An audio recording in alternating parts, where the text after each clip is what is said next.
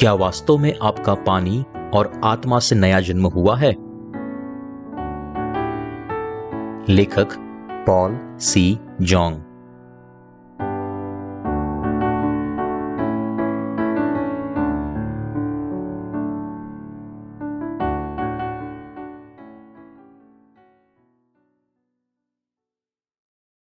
उद्धार पाने के लिए सबसे पहले हमें अपने पापों को पहचानना चाहिए। मरकुस रचित सुसमाचार अध्याय 7 वचन 8 और 9। क्योंकि तुम परमेश्वर की आज्ञा को टालकर मनुष्य की रीतियों को मानते हो। उसने उनसे कहा, तुम अपनी परंपराओं को मानने के लिए परमेश्वर की आज्ञा कैसी अच्छी तरह टाल देते हो। मरकुस रचित सुसमाचार अध्याय 7 वचन 20 से 23। फिर उसने कहा, जो मनुष्य में से निकलता है वही मनुष्य को अशुद्ध करता है, क्योंकि भीतर से अर्थात मनुष्य के मन से बुरे बुरे विचार, व्यभिचार, चोरी, हत्या, परस्त्रीगमन, लोभ, दुष्टता, छल, लुचपन, कुदृष्टि, निंदा, अभिमान और मूर्खता निकलती है। ये सब बुरी बातें भीतर ही से निकलती है और मनुष्य को अशुद्ध करती है। सबसे पहले मैं यह दर्शाना चाहता हूं कि पाप क्या है। कुछ पाप ऐसे हैं जो परमेश्वर ने दर्शाए हैं और कुछ पाप ऐसे हैं जो मनुष्य ने दर्शाए हैं। ग्रीक भाषा में पाप शब्द का अर्थ है निशान से चूकना। दूसरे शब्दों में कहे तो कुछ गलत करना। परमेश्वर की व्यवस्था का उल्लंघन करना पाप है। आइए देखते हैं कि मनुष्य की नजर में पाप क्या है। हम अपने मन के अनुसार पाप को पहचानते हैं, जबकि मनुष्य का मापदंड उसकी सामाजिक पृष्ठभूमि, मानसिक स्तर, परिस्थिति और मन के मुताबिक बदलता रहता है। इसलिए अलग अलग व्यक्ति के अनुसार पाप की परिभाषा बदलती रहती है। एक जैसा ही कार्य हर एक व्यक्ति के खुद के मापदंड के मुताबिक पाप हो भी सकता है और नहीं भी हो सकता। इसलिए परमेश्वर ने हमें पाप के मापदंड के लिए व्यवस्था की 613 धाराएं दी है। हमें सामाजिक आचार के आधार पर हमारे विवेक से पाप का मापदंड तय नहीं करना चाहिए। परमेश्वर की पाप की परिभाषा के साथ मनुष्य के विवेक के आधार पर की गई पाप की परिभाषा मेल नहीं खाती। इसलिए हमें अपने मन की नहीं सुननी चाहिए, लेकिन परमेश्वर की आज्ञाओं के आधार पर पाप का मापदंड तय करना चाहिए। पाप क्या है उसके बारे में हम सब की अपनी अपनी राय है। कुछ लोग उसे अपनी कमजोरी कहते हैं, जबकि दूसरे उसे विकृत व्यवहार मानते हैं। उदाहरण के तौर पर कोरिया में लोग अपने माता पिता की कब्र को घास से ढक देते हैं और जब तक वह मरते नहीं तब तक कब्रों की देखभाल करते हैं। लेकिन पपुआ न्यू गिनिया की एक आदिवासी प्रजाति उनके मृत माता पिता को सम्मान देने के लिए उनके मृत शरीर को परिवार के लोगों के साथ बांटकर खाते हैं। मुझे नहीं पता कि वो मृत शरीर को खाने से पहले उनको पकाते हैं या नहीं पकाते। मैं ऐसा मानता हूं कि मृत शरीर को कीड़े खा न जाए, इसलिए वो ऐसा करते हैं। यह दर्शाता है कि पाप के विषय में मनुष्य के विचार बहुत ही अलग अलग है। एक समाज में जिस कार्य को अच्छा माना जाता है वही कार्य को दूसरे समाज में गलत माना जा सकता है। जबकि बाइबल हमें बताती है कि परमेश्वर की आज्ञा का उल्लंघन पाप है। क्योंकि तुम परमेश्वर की आज्ञा को टालकर मनुष्य की रीतियों को मानते हो, उसने उनसे कहा, तुम अपनी परंपराओं को मानने के लिए परमेश्वर की आज्ञा कैसी अच्छी तरह टाल देते हो। परमेश्वर हमसे शारीरिक रूप को नहीं देखता, क्योंकि वह केवल हमारे हृदय की गहराई में देखता है। मनुष्य का अपना मापदंड परमेश्वर के सम्मुख में पाप है। सबसे गंभीर पाप कौन सा है? परमेश्वर के वचनों का उल्लंघन करना सबसे गंभीर पाप है। परमेश्वर की मर्जी के मुताबिक जीवन न जीना पाप है। उनके वचनों में विश्वास न करना वह भी वैसा ही पाप है।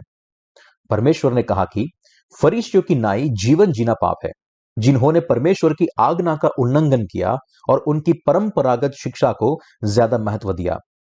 यीशु ने फरीसियों को ढोंगी कहा। आप कौन से परमेश्वर में विश्वास करते हैं?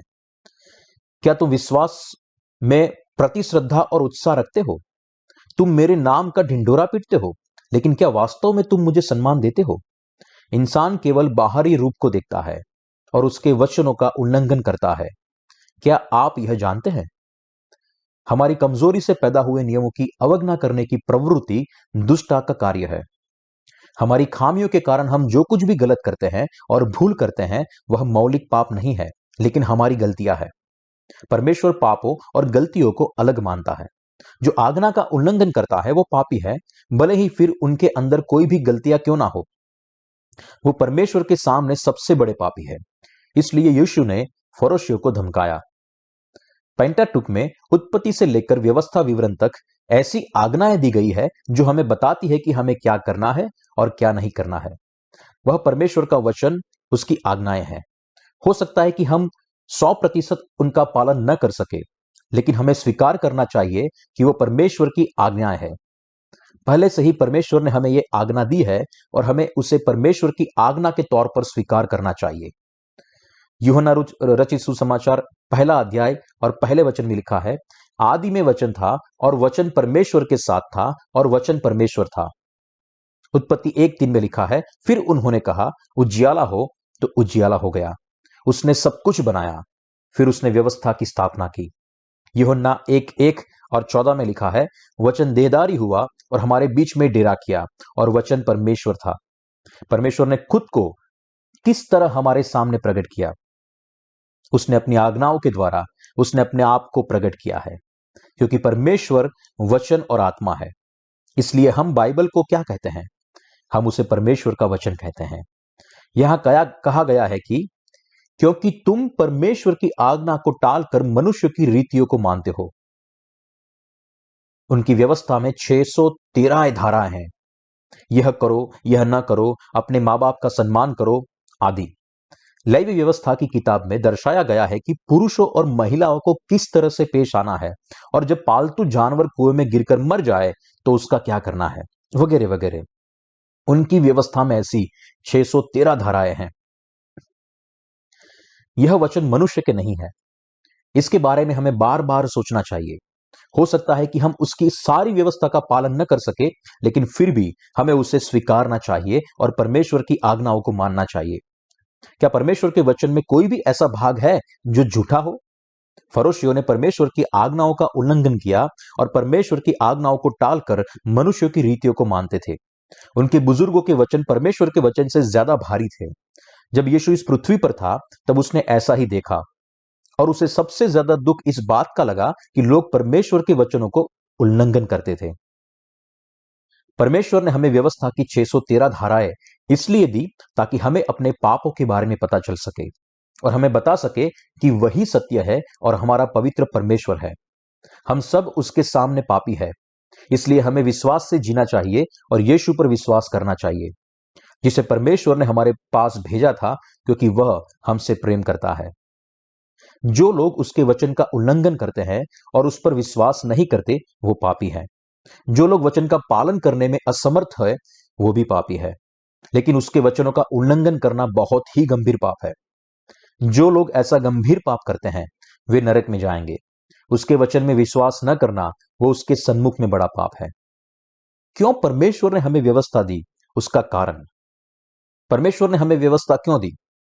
हमारे पाप और उसके दंड के बारे में एहसास कराने के लिए। क्या कारण था कि परमेश्वर ने हमें व्यवस्था दी? हमें हमारे पापों का एहसास कराने के लिए और हम उसकी ओर वापस मुड़े, इसलिए परमेश्वर ने हमें व्यवस्था दी। उसने व्यवस्था की 613 धाराएं दी ताकि हम अपने पापों को पहचाने और यीशु मसीह के द्वारा छुटकारा पाए। इसलिए परमेश्वर ने हमें व्यवस्था दी थी। रोमियो 3:20 में लिखा है, व्यवस्था के द्वारा पाप की पहचान होती है, इसलिए हम जानते हैं कि नियमों के अनुसार ही जीवन जीने के लिए परमेश्वर ने हमें व्यवस्था नहीं दी। तो ऐसा कौन सा ज्ञान है जो हमें व्यवस्था से प्राप्त होता है?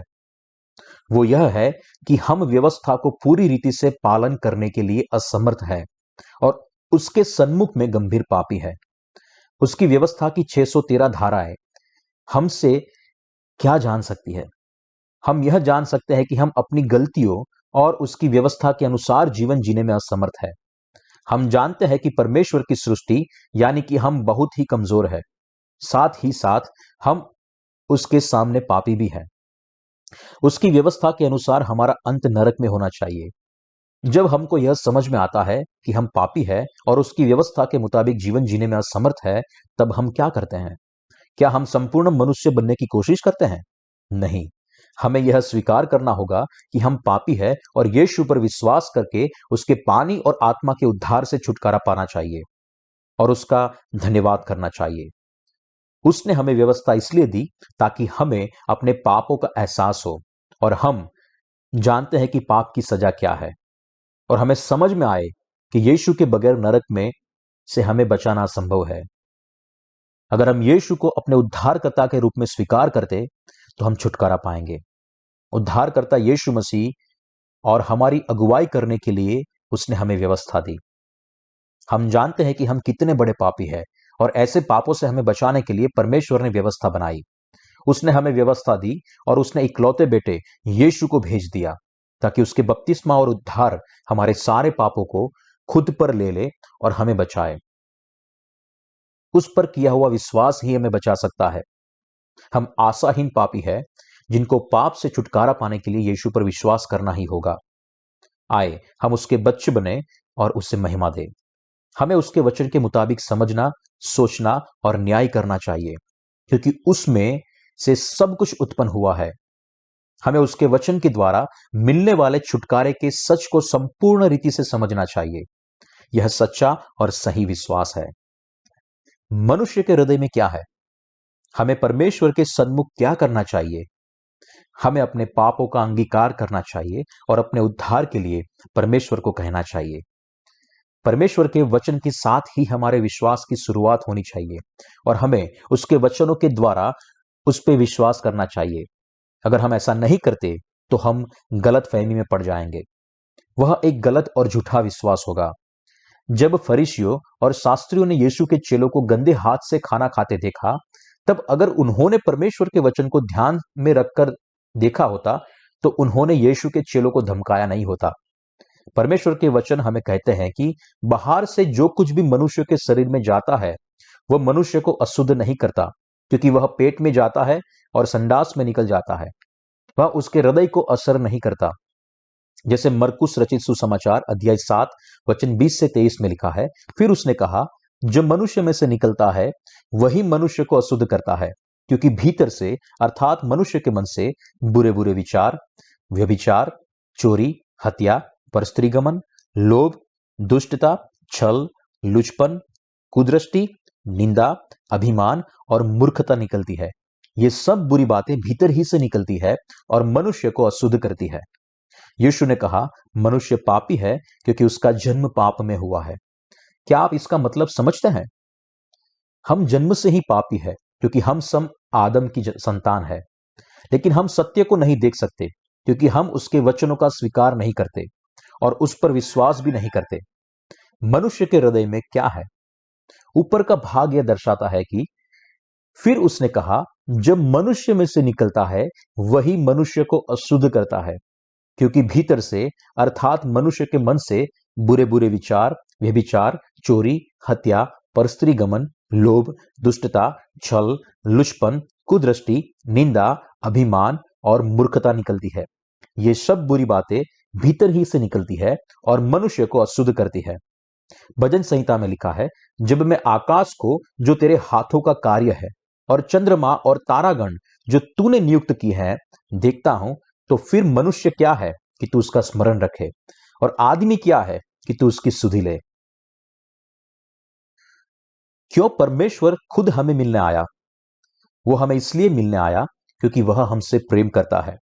उसने हमको बनाया है और हम पापी पर दया की है। उसने हमारे सारे पापों को धो दिया है और हमें अपने लोग बनाए हैं। भजन संहिता 8 और 1 में लिखा है, हे यहोवा हमारे प्रभु, तेरा नाम सारी पृथ्वी पर क्या ही प्रतापमय है। पुराने नियम में दाऊद राजा ने जब यह जाना कि परमेश्वर पापियों का उद्धार करेगा, तब उसने यह गीत लिखा था। नए नियम में प्रेरित पौलुस ने भी यह गीत दोहराया है। यह कितना आश्चर्यजनक है कि हम यानी कि परमेश्वर की सृष्टि, परमेश्वर की संतान बन सकते हैं। यह केवल हमारे प्रति उसकी करुणा का फल है। यह परमेश्वर का प्रेम है। हमें यह जानना होगा कि परमेश्वर की व्यवस्था के अनुसार जीवन जीना परमेश्वर को चुनौती देना है। वह हमारा अभिमान है जो हमारी अनाज्ञाकारिता से आता है। जब हम उसकी व्यवस्था को पालन करने की कोशिश करते हैं और इसे जीवन के लिए प्रार्थना करते हैं, तब उसके प्रेम से परे अपने जीवन को जीना उचित नहीं है। यह परमेश्वर की इच्छा है कि हम यह जान ले कि उसकी व्यवस्था के तहत हम सब पापी हैं, और आए हम यीशु के पानी और लहू के छुटकारे में विश्वास करें। मरकुस रचित सुसमाचार अध्याय 7 वचन 20 और 22 में उसका वचन कहता है, फिर उसने कहा, जो मनुष्य में से निकलता है वही मनुष्य को अशुद्ध करता है, क्योंकि भीतर से अर्थात मनुष्य के मन से बुरे बुरे विचार, व्यभिचार, चोरी, हत्या, परस्त्रीगमन, लोभ, दुष्टता, छल, लुचपन, कुदृष्टि, निंदा, अभिमान और मूर्खता निकलती है। ये सब बुरी बातें भीतर ही से निकलती है और मनुष्य को अशुद्ध करती है। यीशु ने कहा कि जो मनुष्य में से बाहर निकलता है उसमें पाप है और वो मनुष्य को अशुद्ध करता है। यहां तक कि परमेश्वर जो हमें अशुद्ध भोजन देता है वो भी हमें अशुद्ध नहीं कर सकता। सृष्टि की हुई सारी चीजें शुद्ध है, लेकिन जो मनुष्य के भीतर से आता है वो अशुद्ध है, वह पाप है और वो हमें अशुद्ध करता है। हम सब आदम की संतान है, तो हम क्या लेकर पैदा हुए हैं? हम 12 प्रकार के पापों को लेकर पैदा हुए हैं। क्या यह सच नहीं है? तो फिर क्या हम बिना पाप किए जीवन जी सकते हैं? हम निरंतर पाप करते रहेंगे क्योंकि हम पाप के साथ पैदा हुए हैं। क्या हम व्यवस्था को जानते हैं इसलिए पाप करना बंद कर देंगे? क्या हम परमेश्वर की व्यवस्था के मुताबिक जीवन जी सकते हैं? नहीं। जितना ज्यादा हम व्यवस्था के मुताबिक जीवन जीने का प्रयास करेंगे, उतना ही वह कठिन होता जाएगा। हमें अपनी सीमाओं को जानना होगा और अपने भूतकाल की नीति को छोड़ देना चाहिए। उसके बाद विनम्र मन से हम यीशु के बपतिस्मा और लहू का स्वीकार कर सकते हैं, जो हमें बचाता है। व्यवस्था की सारी 613 धाराएं अच्छी और न्यायपूर्ण है, लेकिन मनुष्य अपनी मां के गर्भ से ही पापी है। जब हमें एहसास होता है कि परमेश्वर की व्यवस्था सच्ची है और हमने पापी के रूप में जन्म लिया है और हम अपने प्रयासों से धर्मी नहीं बन सकते, तब हमें समझ में आता है कि हमें परमेश्वर की करुणा, पानी, लहू और आत्मा के सुसमाचार में यीशु के छुटकारे की जरूरत है। जब हमें अपनी सीमाओं का एहसास होता है कि हम अपने आप से धर्मी नहीं बन सकते और हम अपने पापों की वजह से नरक में जाएंगे, हम कुछ भी नहीं कर सकते, लेकिन हमें यीशु के छुटकारे पर भरोसा करना चाहिए। हम छुटकारा पा सकते हैं। हमें जानना होगा कि हम अपने आप से परमेश्वर के आगे सच्चे और अच्छे नहीं बन सकते। इसलिए परमेश्वर के आगे हमें अंगीकार करना चाहिए कि हम पापी हैं, जो नरक में जाने के लिए नियोजित किए हैं, और हम उसकी करुणा के लिए प्रार्थना कर सकते हैं। परमेश्वर, मुझे मेरे पापों से बचाइए और मुझ पर दया कीजिए। उसके बाद निश्चित रूप से हमें परमेश्वर उसके वचन में मिलेगा। इसी रीति से हम छुटकारा पा सकते हैं। भजन संहिता 51 और 4 में लिखा है, ताकि तू बोलने में धर्मी और न्याय करने में निष्कलंक ठहरे। दाऊद जानता था कि वो पापों का ढेर था जो उसके नरक में धकेले उतना बुरा था, लेकिन वह परमेश्वर के आगे अंगीकार करता है, अगर तू मुझे पापी कहे तो मैं पापी हूं, अगर तू मुझे धर्मी कहे तो मैं धर्मी हूं, अगर तू मुझे बचाएगा तो मैं बच जाऊंगा, और अगर जो तू मुझे नरक में भेजेगा तो मैं नरक में जाऊंगा। यह एक सच्चा विश्वास है और बचने का मार्ग है। अगर हमें यीशु के छुटकारे में विश्वास की आशा है तो हमें ऐसा ही बनना पड़ेगा। हमें जानना चाहिए कि हमारे पाप क्या है। हम आदम की संतान है, इसलिए हम सबके हृदय में लालसा है। लेकिन परमेश्वर हमें क्या कहता है? वो कहता है कि हमारे हृदय में व्याभिचार होने के बावजूद भी हमें व्याभिचार नहीं करना चाहिए। अगर हमारे हृदय में खून करने की इच्छा है तो परमेश्वर क्या कहता है? वो हमें कहता है कि हमें खून नहीं करना चाहिए। हम सबके हृदय में अपने माता पिता के प्रति अवहेलना है, लेकिन परमेश्वर हमें उनका आदर करने के लिए कहता है। हमें जानना चाहिए कि परमेश्वर का वचन सच्चा और अच्छा है, लेकिन हम सबके हृदय में पाप है। क्या यह सच नहीं है? यह संपूर्ण रीति से सच है। तो फिर हमें परमेश्वर के सन्मुख क्या करना चाहिए? हमें कबूल करना होगा कि हम पापों का ढेर है और हम आशा रहित पापी है।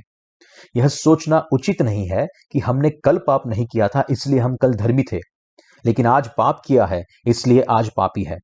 हम जन्म से ही पापी है। इसलिए हमें यीशु के बपतिस्मा में विश्वास करके छुटकारा पाना चाहिए। हम अपने कर्मों की वजह से पापी नहीं हैं, जैसे कि व्यभिचार, हत्या, चोरी, लेकिन हम पापी इसलिए हैं क्योंकि हम पाप के साथ पैदा हुए थे। हम 12 प्रकार के पापों के साथ पैदा हुए हैं और हम परमेश्वर की नजर में पापी पैदा हुए हैं। इसलिए हम खुद के प्रयासों से अच्छे नहीं बन सकते। हम केवल अच्छे होने का ढोंग कर सकते हैं। हमने पापी सोच के साथ जन्म लिया है, तो फिर ऐसे पाप न करने से भी हम धर्मी कैसे बन सकते हैं? हम अपने पाप के प्रयासों से परमेश्वर के आगे धर्मी नहीं बन सकते, और यदि हम धर्मी होने का दावा करते हैं तो यह पाखंड है। यीशु ने फरीसियों और शास्त्रियों से कहा, कपटी शास्त्रियों और फरीसियों, मनुष्य जन्म से ही पापी होता है और जीवन भर परमेश्वर के सन्मुख पाप करता रहता है। यदि कोई कहता है कि उसने अपने जीवन में कभी किसी से लड़ाई नहीं की, या किसी को मारा नहीं, या फिर किसी की एक सुई तक नहीं चुराई, तो वह झूठ बोल रहा है, क्योंकि मनुष्य जन्म से ही पापी है। वह व्यक्ति झूठी, पापी और पाखंडी है। इस रीति से परमेश्वर लोगों को देखता है। हर इंसान पैदाइशी पापी है। भले ही आप पाप का कोई कार्य नहीं करते, फिर भी आप नरक के लिए नियोजित है। भले ही आपने ज्यादातर व्यवस्था का पालन किया है, फिर भी आप पापी है और नरक के लिए नियोजित है। फिर हमें ऐसी नियति के साथ क्या करना चाहिए? हमें परमेश्वर की दया मांगनी चाहिए और पापों से बचने के लिए उस पर भरोसा रखना चाहिए। यदि वो हमें नहीं बचाएगा तो हम नरक में जाएंगे। वह हमारा नियोजित स्थान है। जो लोग परमेश्वर के वचन का स्वीकार करते हैं, केवल वही अंगीकार करेंगे कि वह वास्तव में पापी है। वह यह भी जानते हैं कि वो विश्वास ही से धर्मी ठहरेंगे। इसलिए वो जानते हैं कि उसके वचन को जाने बगैर उसका अवहेलना करना और उसे नजरअंदाज करना भी एक पाप है। जो लोग उसके वचन को स्वीकार करते हैं, वो धर्मी है, भले ही वो भूतकाल में पापी थे। वो उसके अनुग्रह में उसके वचन के द्वारा नया जन्म पाए हुए और सबसे ज्यादा आशीषित है। जो अपने कर्मों के द्वारा छुटकारा पाने की कोशिश करते हैं, वो अभी भी पापी है। कौन यीशु पे विश्वास करने के बावजूद अभी भी पापी है? वो जो अपने कर्मों के द्वारा छुटकारा पाने की कोशिश करते हैं। आइए गलातियों अध्याय 3 वचन 10 और 11 पढ़ें। इसलिए जितने लोग व्यवस्था के कामों पर भरोसा रखते हैं, वे सब श्राप के अधीन हैं, क्योंकि लिखा है, जो कोई व्यवस्था की पुस्तक में लिखी हुई सब बातों के करने में स्थिर नहीं रहता, वह शापित है। पर यह बात प्रकट है कि व्यवस्था के द्वारा परमेश्वर के यहां कोई धर्मी नहीं ठहरता, क्योंकि धर्मी जन विश्वास से ही जीवित रहेगा। ऐसा लिखा है कि व्यवस्था की पुस्तक में लिखी गई सब बातों के करने में स्थिर नहीं रहता, वह शापित है।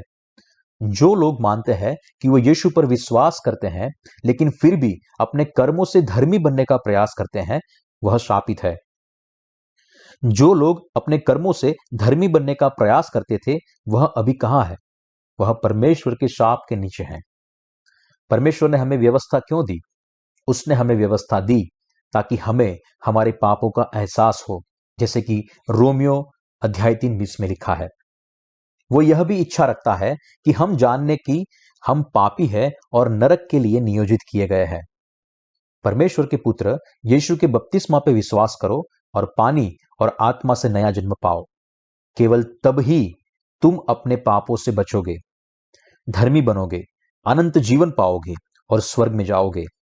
अपने हृदय में विश्वास करें। संसार का सबसे अहंकारी पाप। संसार का सबसे अहंकारी पाप कौन सा है? व्यवस्था के मुताबिक जीवन जीने का प्रयास करना। उसकी आशीष पर विश्वास करने के द्वारा हम आशीषित हुए हैं। जो लोग परमेश्वर के वचन पर विश्वास करते हैं, उनको परमेश्वर बचाएगा। लेकिन आज विश्वासियों के बीच में कुछ ऐसे विश्वासी भी हैं जो व्यवस्था के मुताबिक जीवन जीने का प्रयास करते हैं। लेकिन वो कैसे संभव हो सकता है? हमें इस बात का एहसास होना चाहिए कि उसकी व्यवस्था के मुताबिक जीवन जीना कितना मूर्खता से भरा हुआ है। अतः विश्वास सुनने से और सुनना मसीह के वचन से होता है, जैसे कि रोमियो अध्याय 10 और 17 वचन में लिखा है। उद्धार पाने के लिए अहंकार को फेंक देना जरूरी है। उद्धार पाने के लिए हमें अपने मापदंडों को छोड़ना होगा। उद्धार पाने के लिए हमें क्या करना चाहिए?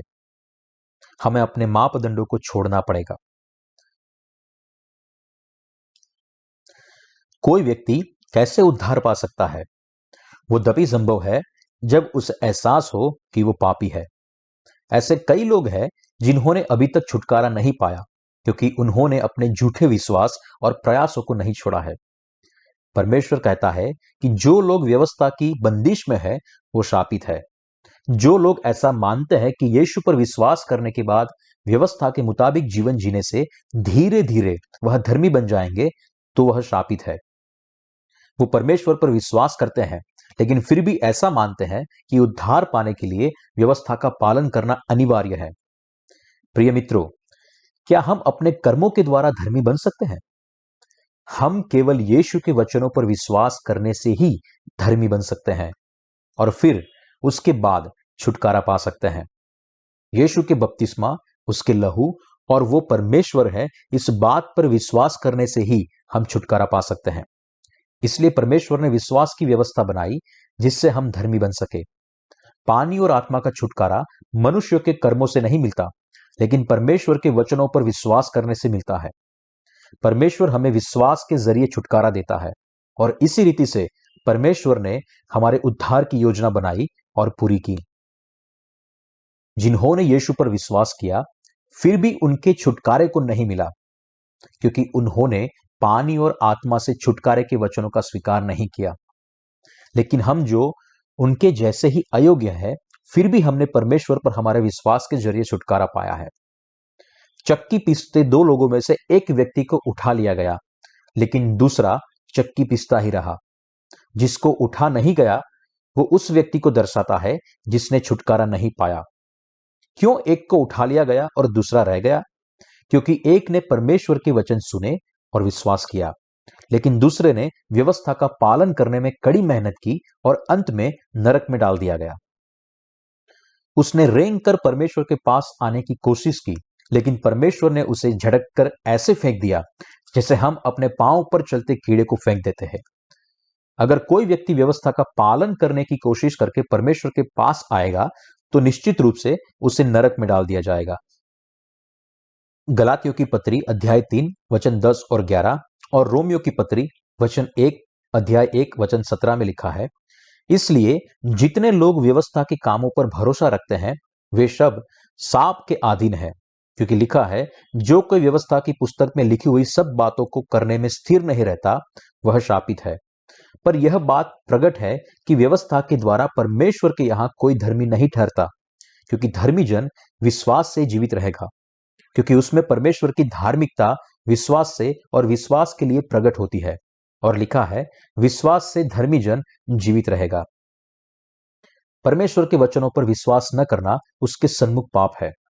इसके अतिरिक्त अपने मापदंड के मुताबिक परमेश्वर के वचनों का उल्लंघन करना भी पाप है। हम मनुष्य उनकी व्यवस्था के मुताबिक जी नहीं सकते, क्योंकि हम जन्म से ही पापी है और जीवन भर पाप करते रहेंगे। हम यहां वहां और जहां भी जाते हैं वहां पाप करते ही रहते हैं। हमें यह स्वीकार कर लेना चाहिए कि हम देह में हैं और पाप किए बिना नहीं रह सकते। इंसान गोबर से भरे एक बड़े बर्तन के समान है। अगर हम इसे चारों ओर ले जाने की कोशिश करते हैं तो यह रास्ते भर बिखरेगा। हम हर जगह पाप करते रहते हैं। क्या आप इसकी कल्पना कर सकते हैं? क्या आप अभी भी पवित्र होने का ढोंग करेंगे? यदि आप स्वयं को स्पष्ट रूप से जानते हैं तो आप पवित्र होने की कोशिश करना छोड़ देंगे और यीशु के पानी और लहू पर विश्वास करेंगे।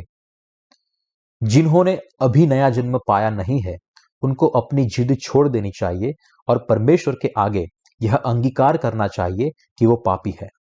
फिर उनको परमेश्वर के वचनों की ओर वापस मुड़ना चाहिए और पता लगाना चाहिए कि उसने कैसे पानी और आत्मा से उनको उद्धार दिया।